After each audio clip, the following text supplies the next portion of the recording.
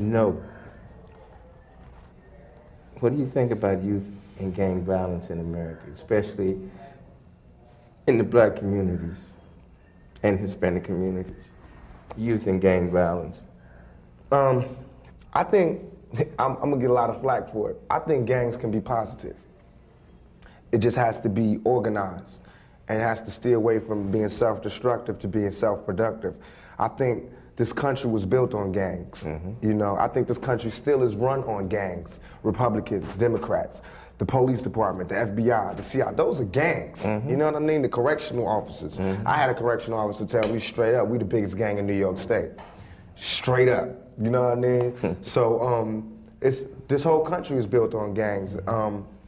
We just have to not be so self-destructive about it. Organize, you know? But the violence.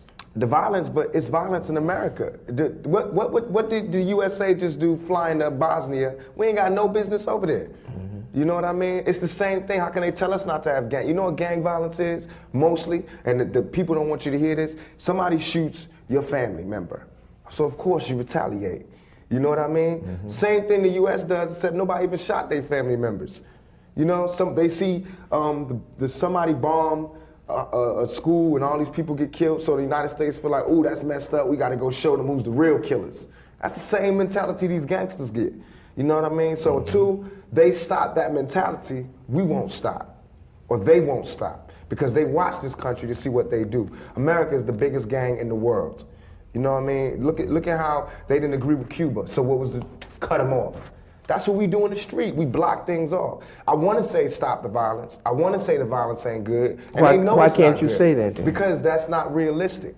I know it's not good. If anybody speak up against violence, it'll be the brother that got shot 5 times. I got shot twice in my hair, all up in. Trust me, violence ain't cool. And they know violence ain't cool. Ain't nobody out there with a gun saying it's cool to be shooting people.